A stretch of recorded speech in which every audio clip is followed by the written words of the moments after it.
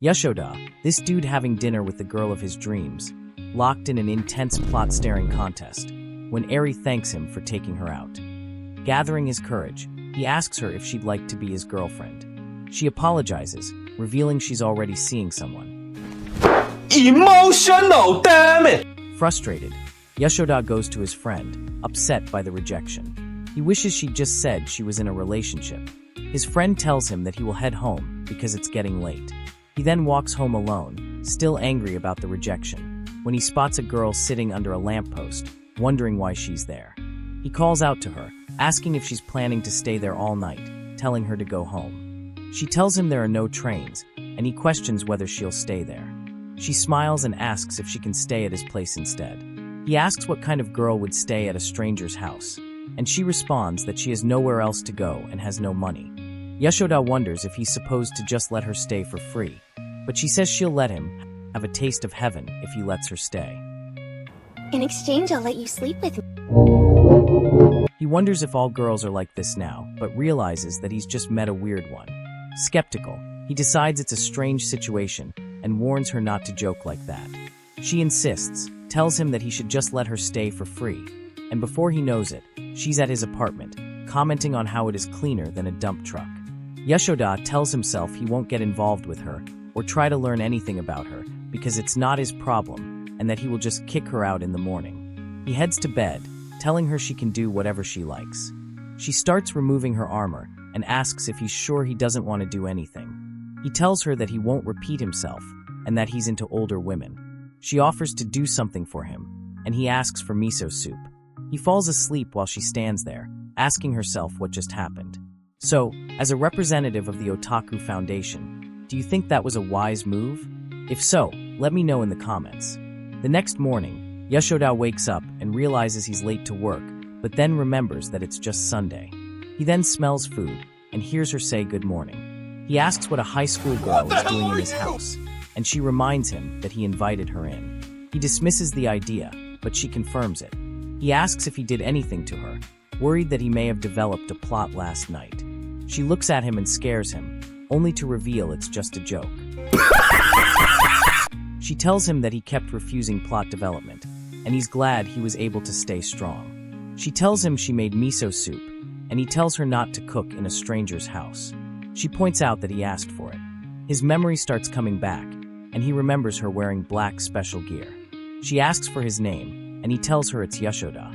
She says he looks like a Yashoda and urges him to eat the soup before it gets cold. He tries it and finds it surprisingly good. She teases him about preferring Eri's cooking, and Yashoda wonders how she knows. She reveals that he was saying her name in his sleep. She sits next to him and asks if she can make him feel better. Yashoda declines, but she starts developing a plot, claiming her plot is bigger. He's stunned but thinks Eri's is bigger. She asks about Eri's cup size, and Yashoda answers F cup. She claims to be an F cup too, which surprises him. She wonders if Eri's cup size is G or H, and Yashoda wishes he could have felt those H cup plots. What? Then she asks if he wants to feel hers, saying, an F cup you can touch is better than a G or H cup you can't even see. He's baffled and asks why she's trying to seduce him. She says she just wants to ask him something, and then hugs him, questioning why he's turning her down. She says he's the weird one because she's never met a man who was able to turn her down. Yashoda grabs her, calls her stupid, and demands her name. She tells him it's Sayu, realizing she just gave him her real name. He asks to see her student ID, and she shows him she's from a far place. He asks when she left her home, and she reveals she's been gone for 6 months. She tells him her family is probably better off without her. He asks how she plans to survive without going home or going to school, and she says she'll find somewhere to stay. He gets frustrated, telling her that she should work. She explains she can't pay rent with a part-time job, so Yashoda offers for her to stay with him. Frustrated, he calls her a brat who doesn't understand the value of things. She starts crying, and Yashoda wonders why she can't live a normal life and love like any other teenager. He tells her first job is to do the chores, but she asks if she can stay forever. He clarifies she can stay until she's done being a runaway and warns her not to get comfortable. He thinks this would be better than allowing her to go around seducing men and tells her if she tries to seduce him again, he will kick her out. She agrees, and this is how they ended up together. But as we can see, Sayu is hiding something up her sleeve.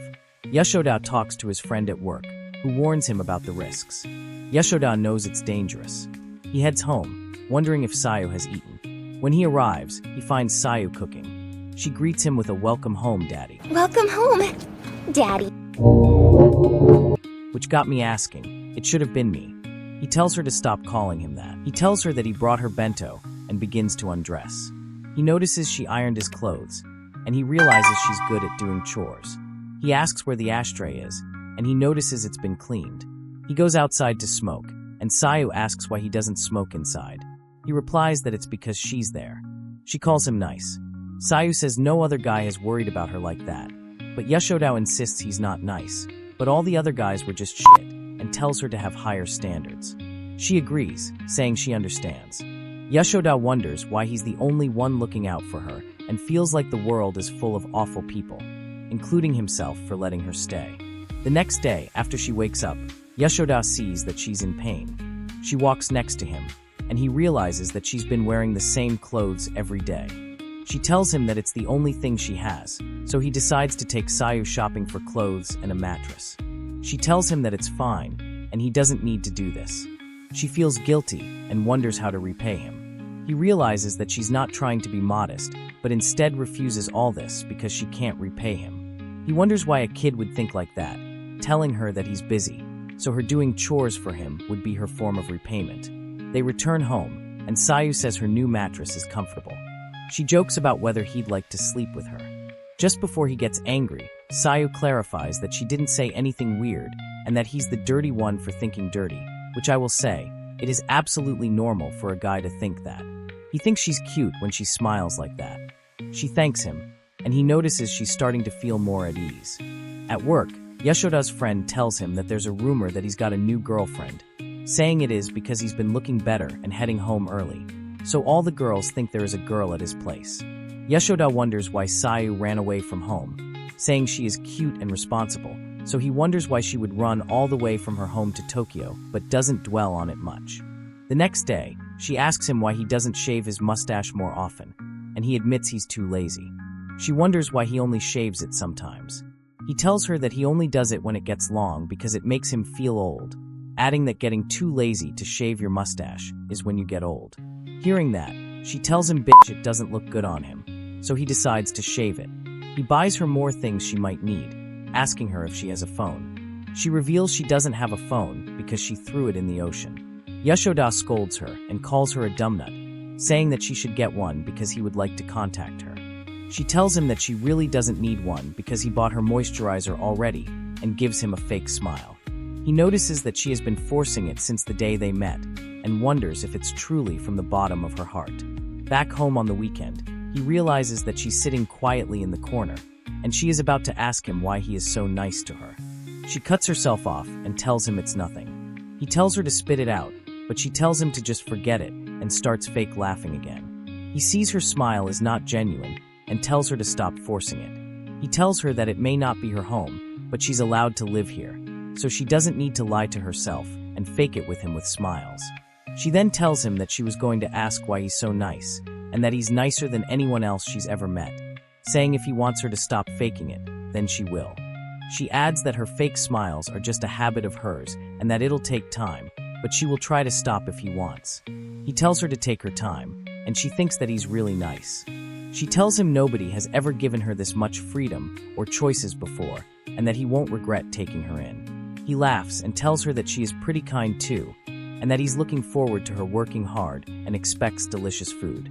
Hearing that, she tells him she won't let him down. At the office, he calls Mishima over, pointing out her buggy code and declaring they can't sell the project like this. He insists they'll have to stay late together to fix it. Eri notices them talking, making her curious. They spend all night working together, making sure it works. Just after that, Yashoda brings her food. She spreads her chopsticks apart, takes his meat, and pops it into her mouth. Yes, you read that right. She mentions something she's been curious about, his daily shaving. He asks her why she's so interested, and she tells him that she's heard he's got a girlfriend. He denies it, saying the rumors aren't true, and admits that he's just been rejected recently. She asks him by who, and he tells her by Irene, no less. Mishima offers him encouragement and tells him to stay strong. He tells her he doesn't need pity, but she insists she's not pitying him, just feeling lucky. She playfully suggests they have drinks sometime. Meanwhile, Sayu is angry because he's late. She tells him that she even prepared him food, teasingly accusing him of wasting the meal she prepared. He apologizes, and she starts laughing at him, telling him that she was just joking. She tells him he can eat it tomorrow. He tells her not to tease him, but she thinks it was funny how he apologized politely, even though he doesn't need to. At the phone store, his friend chides him for not asking what color she'd like, answering that she would have refused if he'd asked. His friend thinks that he must really like her because he wouldn't care so much about the design otherwise. Yashoda tells him that she's a girl, so she would care a lot about the design. His friend tells him that it means he cares if she's happy or not, and that it's good to be nice, but he must be very careful dealing with her going forward. He tells him he should be careful, or she will settle in or fall in love with him, or even worse, he might fall in love with her. Yashoda tells him that it's impossible because he only likes older women with bigger plots. His friend laughs, telling him that the safe option would be either black or white. At work, Yashoda can't stop checking the time, but his friend tells him to calm down and do what he needs to do, or he will end up staying late. Eri approaches, asking if they can talk later, which his friend interprets as a romantic setup. He warns Yashoda that rejection is only the beginning of something more intense. He enjoys his dinner with Irene and gazes upon the heavens in front of him once again. Seeing her gobble down the meat, he asks himself the purpose of this meeting. She asks him if he's nervous, making him choke on his drink. She says they can relax by asking each other questions, and they must answer truthfully. He asks the reason she invited him. She asks him if he's dating someone, and he says no. She calls him a liar and says it's obvious, adding that in the past 5 years she's known him, he's never gone home early and has always looked like shit. She points out that he has been going home early, ironing his clothes and shaving his mustache.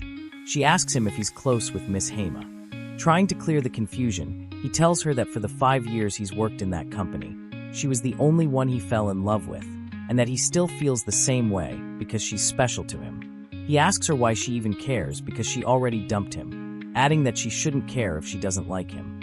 She tries to come up with a reason. He doesn't buy it and tells her that he doesn't have a girlfriend. He asks her if this is the only reason she brought him here, asking if it is even important, and she tells him it is. Seeing her gobbling the meat, she tells him that he'll get to ask one more question. So our dude took one for the team, preparing himself for the big question. A question that may save humanity or perhaps save us virgins. He asks for her plot size. Yep, just like a real man. She leans in and tells him she's an I cup. Nice. He heads home. Noah Eri is definitely not into him. Back home, Sayu tells him that he's late again and asks him why he has a sad look on his face. He tells her it is nothing, but she's not buying it and pressures him to speak. He tells her he went to dinner with Eri.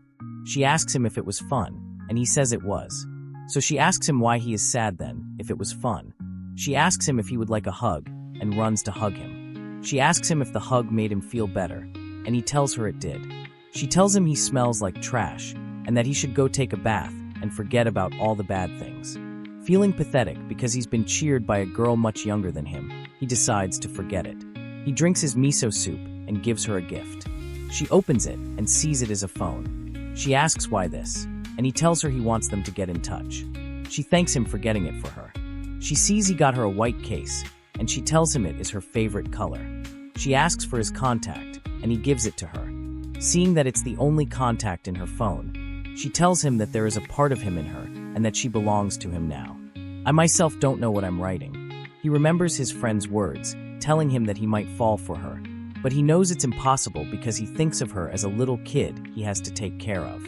She sees he added himself as Yoshida Man, saying the name is cringe and smiles, adding he is her only friend. He wonders what that smile was because she wasn't just trying to force it, and it looked more genuine. He felt like she meant it, but realizes that he doesn't get teenagers. That evening, Sayu dreams of the nights she was developing plot with strangers and wakes up sad, looking at Yoshida. The next morning, Yoshida leaves for work that day, and she wonders why he doesn't want to develop plot with her. At work, he sits with Miss Hema, and a colleague asks him why he turned down a business trip. He asks if there's someone stopping him from going, and Mishima asks him if he has a girlfriend. Both of them keep asking him why he turns down the trip, saying it's not like him, and assuming there must be a girl wanting to have a 1v1 fight with him at home. They both give up after he keeps dodging their questions like a level 100 boss fight. Later on, Mishima asks him to go to the movies with her. He thinks of rejecting the offer. Why would this even cross your mind? But for some miracle, he decides he needs to teach Mrs. Giantplot Airy a lesson for rejecting him. So back home, Sayu wonders how long she would be able to stay with Yashida. She realizes that when Yashida finds himself a woman, she will end up being kicked out like all the other men. She worries, seeing how nice he is. She thinks he'll find a girlfriend soon, and wonders if he'll develop plot with his girlfriend. She gets a message from him saying he's at the movie, and she wonders if he is with Airy. But nah, he is in another plot development quest. Feeling she might never see him again, she leaves the house looking for him. After the movie, Mishima asks him if he enjoyed it, and he tells her that he liked a part in the storyline. They continue having some boring philosophical conversation that no one gives a shit about, because we know, the world know we don't have any bitches.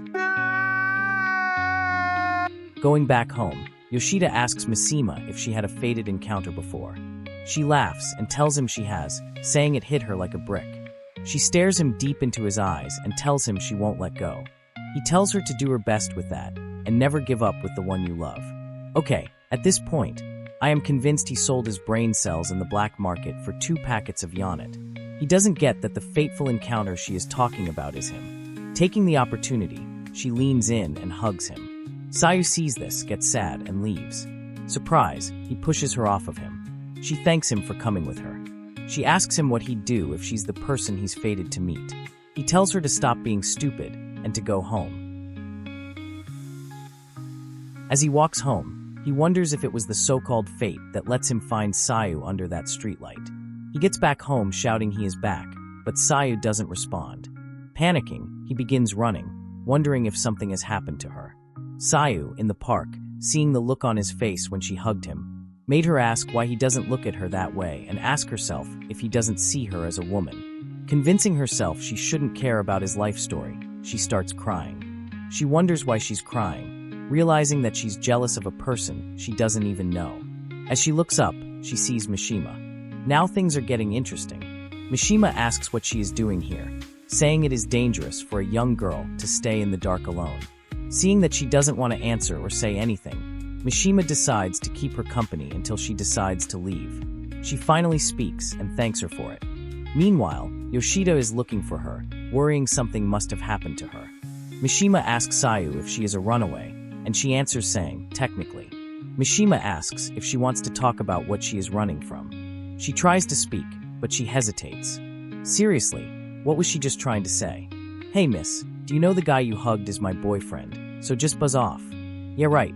Mishima insists for her to tell her, so she gives in, telling her that she doesn't believe in unconditional kindness, saying no matter how big or small, it always has an ulterior motive behind it. She says at home, there is somebody being nice to her non-stop, but she can't figure out why. Adding she has to keep a secret from him because if he finds out, there is a chance he will toast her out. At this point, we all know what the secret is. They talk more dramatic stuff, which I can't relate to, without knowing they are talking about the same person. That was when Sayu noticed Mishima and Yoshida are not together because both of them were chasing something they never had. Yeah, you saw what I said there. I really need to write my own book because I think I am good at this. A book about plot development. What do you think, guys? Let me know in the comment. So Mishima said some pretty big sis stuff on how you should show them your darkest side. And if they care, they will accept you like that. Mishima was able to put some sense into that thick skull of hers. And as she was about to leave, he just had to be there at that moment. He scolds her, telling her never to do that again. This left Mishima completely confused. And that was when she realized they were talking about the same person. Mishima asks Yoshida why he doesn't have any pictures of his daughter in the office. He tells her she is not his kid. She tells him she will be going for now, but needs some explanation later. He agrees and she leaves. He tells Sayu that they need to go home. Hearing that, she was about to cry. At home, while changing, she calls for him. As he turns, he sees she has removed the unnecessary armor and remains only with the necessary gears to ease her movement, saying, "We need to talk." Did I miss a page on how to make a conversation? Or did I just hear that wrong? My dude, having the strongest willpower in the entire anime verse, tells her to get dressed before they can talk. He insists on her putting on some clothes, but seeing how serious she was, decides to listen. She tells him she is a woman and that she has a good character development, and asks why he doesn't see her that way. He says he is well aware of it. She walks towards him, seeing that physical damages don't affect him at all, so she engages with mental assault until she hits him with the Let's have sex. Emotional damage! At this point, I won't blame the dude for what is about to happen. But as a dude with the highest control over his little Johnson, he warns her that if she keeps doing that again, she will end up in the street. She grabs him, saying everyone did it, leaving him shocked. She tells him to help her understand why he won't develop plot with her, asking whether she isn't attractive enough. She grabs his neck and re-asks him if he doesn't want her. He remains silent until she reaches for the holy sword. He tells her to stop, but she does not listen, demanding her answer. He grabs her hand, telling her she is indeed attractive and tempting, adding that most men would give in to her in a heartbeat. He asks why she is getting shy and surprised, saying that it is the reaction she wanted from him, calling her stupid, and telling her to get her hands off him before he gets mad. And she listens. She tells him she is desperate, saying if the cops hear of him hosting a high schooler, he might get some jail time. She adds that, in a way to compensate those men for the risk they take, she has no other choice but to partake in some plot development with them, and that she always ends up dumped when they don't need her anymore. She tells him she doesn't understand why he is being too nice to her and wonders how she can repay him. She tells him it is a matter of time before he kicks her out, and the thought of it scares her. So she begs him to have a 1v1 with her, so she can finally be of use to him. I have no comment. He grabs her, and thinking he wants to squeeze her to death, she begs him not to hurt her. Instead, he tells her she is cute and has a good character development, but says he can't spar with someone he doesn't love. He tells her it would upset him if it were to happen, and asks her to put her armor on. They sit, and he tells her how great she is, saying she changed him, and how the house is more inviting when she is around, pointing out that she is the reason he hurries back home, and more of that crap. And all it took was a teenage girl sitting under a streetlight, concluding that she doesn't have to do anything to secure herself a spot, and that just her presence is enough, making her shed crocodile tears. After all, he's just a lonely loser, he says. She cries more, and when she is done, she makes fun of him being a sad without libido. I said it, this girl isn't normal. So after their love confession, that was when they truly felt together. They got married, and they lived happily ever after. Just kidding. All this is truly heartwarming, but I was taught by my parents not to refuse something from someone, especially when they offer it to you with the bottom of their heart. So if she had asked to spar with me instead, I might have considered. I am too good of a person. So, guys, tell me, what if she offers you a 1v1 fight? Will you refuse? Let me know in the comment. The next day, she bows and begs him to let her get a job, and he says okay. She is surprised he accepted so quickly, asking if he is okay with it. Girl, you just asked for it. She says she won't have time to do the chores. He tells her he is okay with it, adding it is good for her to take some fresh air. He asks if she found a place already, and she answers in a convenience store nearby. At the convenience store, Sayu and a girl working there instantly become best friends. Maybe because they are both crazy. The girl calls her Sayababe and tells her she is so badass because she didn't complete high school, saying it takes guts. She explains to her what to do and asks why Sayu calls her ma'am, since they are the same age.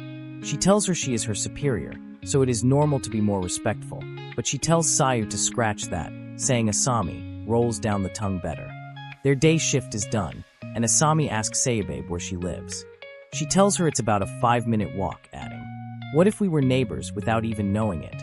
"That's insanity," she said it. She offers to walk her, but she rejects the offer, saying she needs permission from the guy she is living with first. Asami responds, saying it doesn't sound like family to her, asking if it is her boyfriend. She denies it, saying he's like a big brother type lending her a hand. Asami, being Asami, as she can't let things go, tells Sayu to send him a text, saying she wants to see what kind of guy he is with her own 2 ears. At work, after receiving the message, Mishima sneaks behind him, asking if it is Sayu texting him, taking him off guard. His best friend, seeing that, asks how Mishima found out about his secret. He tells him that she found out by accident.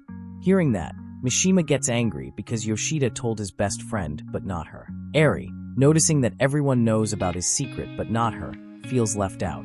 I think someone's jealous.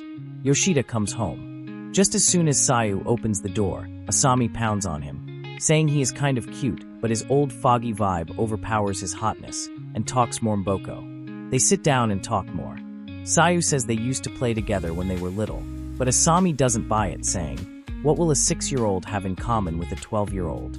They have to come up with a bullshit story. Talking more, he was about to reveal the secret until he froze, leading Sayu to save his dumbass. They sit around the table, and Yoshida compliments her way of speaking because she speaks like an Asian who grew up in Jamaica. After they eat together, Asami decides it would be good to lose some steam and starts roasting Yoshida. It seems they have good biology because of the way they get along. Asami decides it is time to leave and requests Yoshida to accompany her, but Yoshida doesn't wanna. She tells him, how can you refuse to go escort a queen to her castles? Seeing she won't let go, he agrees.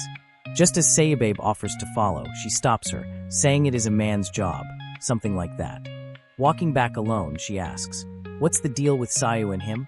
He tries to use that bullshit excuse from earlier, but she stops him, saying he is bad at lying, and tells him he can trust her with the truth. He stops, and just as he is about to reveal it, he tells her that it is not his place to expose what Sayu clearly wants to keep hidden. Just after hearing that, Asami says he is surprisingly a good guy, adding that Sayu is lucky, saying something like, it is lucky when the stranger you randomly encountered turns out to be a good one. Damn, this girl has the all-seeing eyes. She decides to head home alone from there. He jokes about his once-in-a-lifetime chance to escort a queen. They keep being all friendly and keep talking shit. She tells him she likes Sayu but says she is crafty with her smiles and that he should take care of her, and then she leaves, waving him goodnight. At work, he sends a message to Sayu saying, do I look like I can read Chinese? He gets surprised by Eri, who tells him to get something to eat if they are done. Damn it, man, not again. They leave. In the VIP resto, he keeps thinking about what Asami said, forgetting he is having dinner with Eri. She gets his attention by using some seductive trick on how he makes the meat more tasty. He asks her why she brought him here, but she acts dumb. He tells her there must be a reason, and that she didn't bring him there to keep her meat from burning. She keeps insisting on the fact that Mishima and him are in a relationship because they seem so close together, but he keeps telling her she is wrong. She tells him he turned down a business trip for the first time since he joined the company, and how he is always on the phone, saying that doesn't look like him, concluding that he must be busy texting somebody. He tells her, before he answers her question, he needs to ask her a question first, and she tells him to go ahead. He tells her it is the same question he asked last time, saying, why do you care so much about what I do or not? Telling her he won't answer unless she tells him. She tells him there is a reason why she cares so much.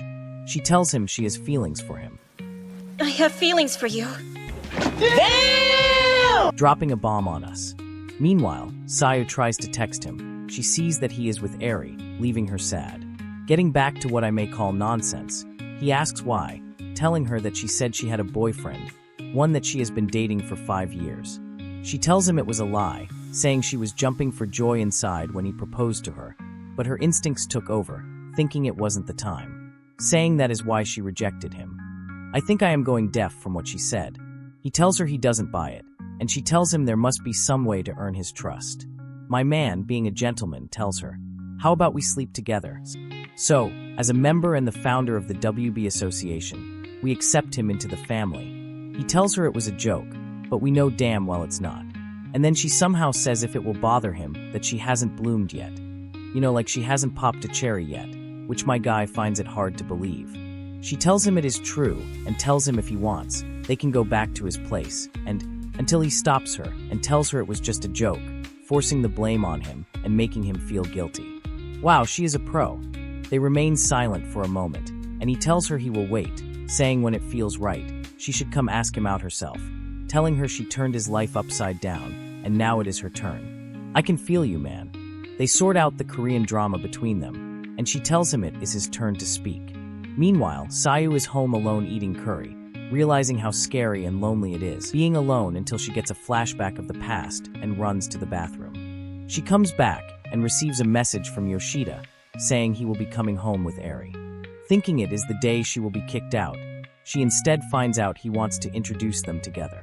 That same evening, as he explains to her the situation, adding that they knew each other when they were little, she asks if it is a girl or a boy. As he reaches the door, he is indecisive about whether he should let her in, but she pushes his hand, proceeding to open the door. Inside, she greets Sayu, telling her she brought some snacks. They explain to her the whole situation. Half of it, that is. Eri leans in and asks Sayu if he hasn't tried anything shady. "What do you take my man for?" Sayu tells her he's been nothing but a gentleman, which is surprising, she says, and they both agree. "Seriously, what do you take my man for?" Eri makes fun of Yoshida about not being into younger girls. Sayu, seeing how they have great chemistry together, gets anxious. Seeing her quiet, Eri asks if there is any problem, but Sayu tells her she is okay. They all remain silent for a while until Yoshida tells them he's going to use the bathroom and leaves. Eri asks if they can chat in private. She agrees, and as soon as Yoshida comes out, they give him a bullshit excuse and tell him to go buy some milk. Leaving, he asks Sayu if she's okay being alone with Eri, and she tells him it's fine. Meanwhile, Eri is sitting there like an S-grade final boss, preparing for her mind games. Alone, she asks a series of questions like when and why Sayu left home. She tells her that Yoshida is too kind of a person, and that it is her duty as his friend to ask her these questions. Here, right? Because she's jealous. She asks Sayu how long she plans on staying. Meanwhile, Yoshida finds Mishima standing beside his house road. He asks what she's doing there, but she lies, saying she's there for a movie. It's obvious she followed them and got lost. He asks if the movie isn't in the other direction. She tries to cover up her lie, saying she felt like getting some fresh air, and brushes off the subject, asking what he's doing there. He tells her he's on errand duty, saying Sayu is being really picky. She asks if Sayu is living at his place, and he answers, telling her, where else was she gonna stay? And it's not like she can afford a hotel. The scene shifts to Sayu, who can't answer how long she's going to stay. So Eri switches from a mastermind to a mother, and tells Sayu the gravity of her actions, and also what is good or bad for her. After hearing that, she thanks Eri, saying she needed someone to tell her that, and reveals all her secrets to Eri. The plot development thing, leaving Eri shocked. Sayu also said something that I can't exactly say because ears are gonna bleed, but I think I'll say it in the comment section. She said more badabum, adding that Yoshida was different, and that he let her stay for free, and also that he will set her straight. This makes Eri laugh, and tells her she can see she trusts Yoshida very much, and that she should take her time, adding that she also needs to think about her future, saying Yoshida will not be there forever.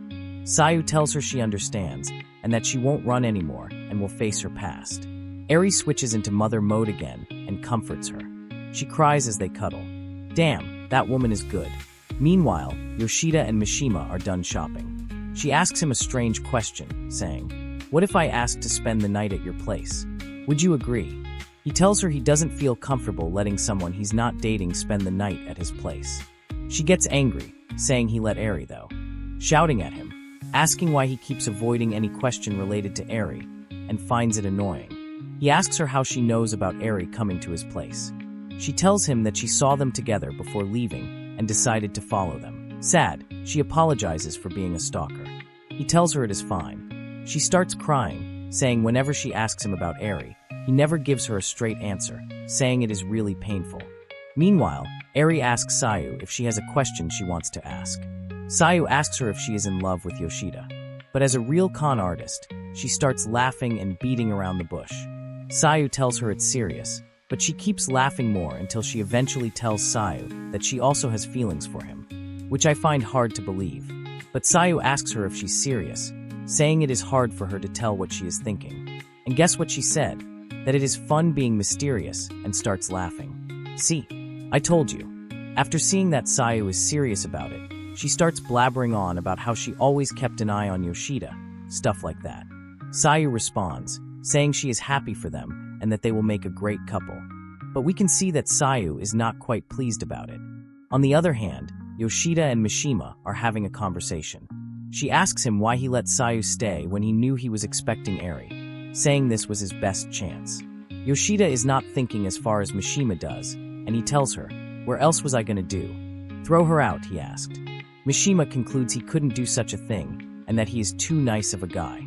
She excuses herself, saying if she stays, she might end up saying something she isn't supposed to, and she leaves. He comes back home, seeing that Eri and Sayu have both become best friends. Seriously, this woman is good. They walk back together, and she tells him to take care of her, saying she is a good girl. At the convenience store, Sayu notices a familiar name from the employee roster board. Just as she turns to greet the new employee, she sees it as one of the guys she sheltered in. He recognizes her, asking what she was doing here. She tells him he's got the wrong person, trembling in fear, but he tells her he'll never forget sleeping with a girl as pretty as her. Soon after, Asami comes in. Seeing how uncomfortable Sayu is, she kicks him out. Asami, being her best friend, tells her she doesn't need to explain anything, telling her to take her time until when the time comes. Walking back home, she sees he was waiting for her outside the store. She asks him what he wants. He asks if she is still on the run. She walks away, but he holds her hand, saying he wants to know where she is staying, and also that he just wants to catch up. She tells him she won't bring him without permission and walks away, saying he should leave her alone. Just as she is leaving, he tells her he will keep what he knows to himself if she lets him go home with her. Of course, he is blackmailing her. Trembling and with no other option, she makes him promises that it will just be talking and nothing else. She tells him she needs to take permission first from the person she is living with. He agrees, and she pulls out her phone, leaving him surprised that she really found a place to stay. Back at her place, he asks her a series of questions and asks how long she has been here, and when she answers, 2 months, he straight up tells her she has been doing the thing with him for letting her stay that long. She tells him it is not like that. He tells her, which dumbass will let a pretty girl stay at his place and not sleep with her? Proceeding to hold her, she tries to resist and slaps him. He gets angry, telling her it wasn't a big deal before. Using brute force, he pins her to the floor. She regrets her choice of letting him come to her place in the first place. She thinks of screaming for help but realizes that if the police come, Yoshida might get in trouble as well and decides to give up, telling him to do what he wants and leave. Soon after, Yoshida comes home and sees this. You can already imagine what comes next. Yoshida holds him by his nuts and throws him outside. Yoshida asks him who he is and what he was doing. He answers, telling him his name and jokes about how they were about to do some plot development if he hadn't showed up, telling him they used to do it every day in the past. This pisses off Yoshida. He starts joking about how she was the one offering plot development for a place to stay, and that he should have taken her up on her offer. Yoshida, speechless and seeing how trashy and unfair people were to Sayu, tells him to get out and never come here again. He gets back in and comforts Sayu, telling her she was strong for rejecting him. Meanwhile, Sayu is worried he might tell the police she is living with Yoshida. He tells her she always cares about others and not herself, and that everything will be fine. The next day, Asami sees that Sayu is a little bit downer than usual, and she asks if everything is okay. Sayu tells her it is fine and puts on a fake smile. Asami gets angry, saying that is one thing she doesn't like about Sayu, and walks up to Yukachi. She asks if he did something to Sayu yesterday. He answered, saying he just asked her if he could go back to her place, adding that he may have tried to pull some move on her. Hearing that, Asami gets mad and spanks his face, telling him to apologize to her. He apologizes eventually, and Asami is called to the back. He apologizes again to Sayu, admitting his mistakes. Sayu asks why he didn't tell Asami about them. He answers, saying he had already promised that he wouldn't tell anybody if she let him come over. She laughs, saying he is kind of a weird guy. She tells him she won't forgive him for what he did, but tells him that anger won't get the best of her, saying he should never do that again, and he agrees and walks away. In the back, Sayu is happy that Yoshida and Asami protected her, saying she is not alone. So the author is going to shove into our face the fact that she nearly got deflowered, and that everything is fine now. Back home, she tells Yoshida that all her life, she kept running and thinking about where she will run next. But after she met him, she doesn't need to worry about anything and now thinks about the future, and they cuddle and all that shit. The next day at work, Mishima sees that Sayu keeps texting Yoshida, and she is jealous, saying she wishes she had his number too. She sees Eri and Yoshida getting all goofy and gets annoyed. Mishima offers to talk to Eri on break time. She tells Eri there is a possibility for Sayu to steal Yoshida's heart, saying they live together, and asks if she is okay with it. So Eri, being Eri, tells her it is fine by her, saying, You can't control other people's feelings. Yeah, right. We all know this woman got something up her sleeve. Just look at her smile. She starts cooking up Mishima's brain until she doesn't even know why she was there in the first place. Mishima decides to take matters into her own hands and goes fully aggressive. She asks for his contact info, saying both Sayu and Eri have it, so it is only fair for her to have it too. He gives it to her eventually and warns her that he is not the kind of fun person to text with. This leads him to ask how she feels. She gathers all her courage and tells him she loves him. Seeing how confused he is, she tries to take it back. She tells him she got his number, so he is stuck with her either way. Happy she got what she wanted, she left smiling. At the convenience store, the same car that has been roaming around for a while decides to stop at their place. As soon as he steps out, Sayu is shocked, so she hides. This had me asking, how many of them, men, she slept with at their place? And why is this dude getting chubby with someone he tried to essay 2 days ago? I have so many questions. The dude helps her out, saying she should creep and hide in the office while he confronts the threat. The man gives him his card. On the card, it is clearly written, Ajiwara, saying he is looking for someone called Sayu Ajiwara. Yes, Sayu's family name is Ajiwara. My question is, who is she, why is her name written on the card, and who is this dude that seems rich as hell? If anyone knows, please write it down in the comment, and I am going to research more on this matter. So don't forget to like and subscribe. Peace.